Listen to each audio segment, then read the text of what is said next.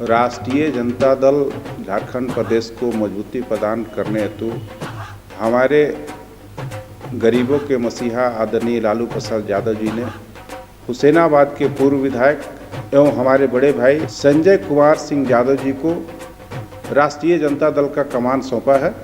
इसके लिए हम प्रदेश अध्यक्ष बनने पे बड़े भाई संजय कुमार सिंह यादव जी को बहुत बहुत बधाई एवं शुभकामना देते हैं।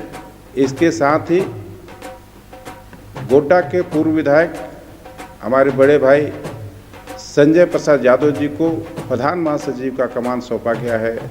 इसके लिए उनको भी बहुत बहुत बधाई एवं शुभकामना देते हैं और हम इनसे अपेक्षा करते हैं और उम्मीद करते हैं कि राष्ट्रीय जनता दल इनके नेतृत्व में एक झारखंड में परचम लहराएगा और आगे की ओर जाएगा।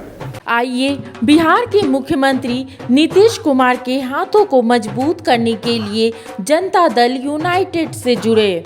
हम लोग के लोकप्रिय पार्टी के झारखंड के लोकप्रिय नेता, गरीबों, किसानों, मजदूरों के नेता, गरीब का बेटा आदरणीय श्री खीरू महतो जी निर्विरोध रूप से आज झारखंड प्रदेश जनता दल यूनाइटेड के प्रदेश अध्यक्ष के रूप में निर्वाचित घोषित किए गए हैं। हम लोग को पूरी उम्मीद है कि आदरणीय श्री खीरू महतो जी के नेतृत्व में जो आने वाला जो 2024 और 2025 का लोकसभा और विधानसभा का जो चुनाव होगा उसमें आदरणीय श्री खीरू महतो जी के नेतृत्व में जनता दल यूनाइटेड झारखंड में प्रतिनिधित्व और परचम लहराने का काम करेगी। ये पूरा विश्वास है हम लोगों को।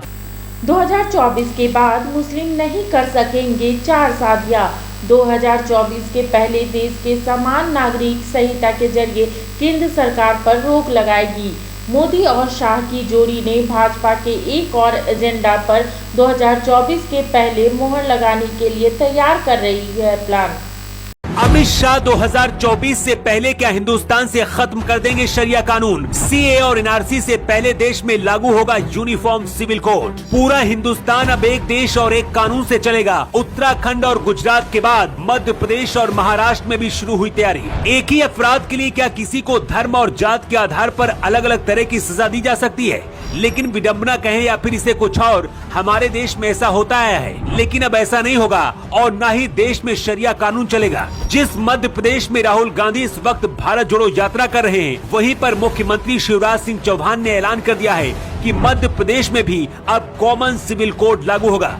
सिर्फ मध्य प्रदेश ही नहीं बल्कि महाराष्ट्र में भी तैयारी शुरू हो गई है। मोदी शाह पूरे देश में कॉमन सिविल कोड क्यों लागू करना चाहते हैं आपको बताएंगे, लेकिन उससे पहले यूनिफॉर्म सिविल कोड कैसे काम करेगा आसान भाषा में उसे भी समझ लीजिए। हमारे देश का संविधान एक है, लेकिन इसके बाद भी धर्म के आधार पर कई तरह के नियम और कानून अलग अलग हैं। आजादी के बाद हिंदू, सिख, ईसाई सहित सभी धर्मों के कानून लगभग संविधान से ही चलते हैं, लेकिन मुस्लिम धर्म अभी भी अपने ज्यादातर काम शरिया कानून या फिर कहें मुस्लिम लॉ के आधार पर करने पर जोर देता है। इसे ऐसे समझिए कि हिंदुओं में सिर्फ एक शादी मान्य है, लेकिन मुस्लिमों में एक शख्स कई शादियां कर लेता है। यूनिफॉर्म सिविल कोड के आने के बाद 3 तलाक और हलाला जैसी घटनाओं को अंजाम देने वालों के लिए और भी कठोर दंड का प्रावधान हो जाएगा। यूनिफॉर्म सिविल कोड का मतलब होता है कि एक देश में रहने वाले हर इंसान के लिए एक जैसा कानून होगा। जाति, धर्म और मजहब के हिसाब से लोगों को सजा नहीं दी जाएगी। हिंदुस्तान के अंदर गोवा राज्य में आजादी के पहले से ही कॉमन सिविल कोड लागू है,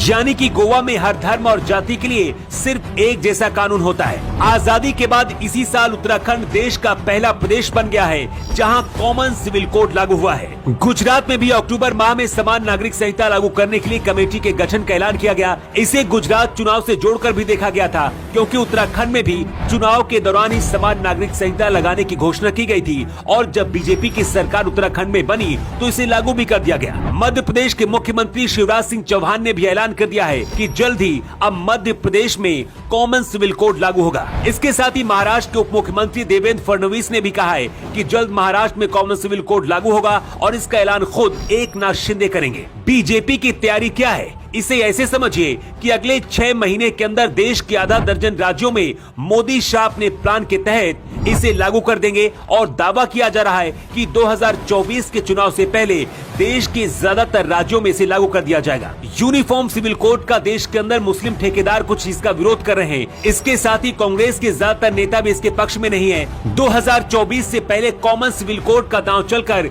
बीजेपी फिर से 2024 में अपनी सरकार बना सकती है। जिस तरह से मोदी 2019 का चुनाव जीतकर सबसे पहले जम्मू कश्मीर से धारा 370 हटाई थी, उसी तरह से 2024 का चुनाव जीतने के बाद पूरे देश में कॉमन सिविल कोड लागू करने का एक साथ ऐलान कर सकते हैं। मिनी लंदन, मैक्लुस्कीगंज, प्रकृति की गोद में बसा ड्रीम डेस्टिनेशन आपका कर रहा है इंतजार। आइए अपने यादगार लम्हों को बिताइए ड्रीम डेस्टिनेशन में। राजधानी रांची से महज 50 किलोमीटर दूर आपका अपना ड्रीम डेस्टिनेशन। जब टूटती है आस, जब थकती है सांस, जब रूठते हैं अपने, मुंह मोड़ता है जमाना, जब अंगड़ाई लेता है संकल्प, फिर बनती है कहानी, बनते हैं अनमिट निशान। देखिए मेरे साथ संघर्ष की दास्तां।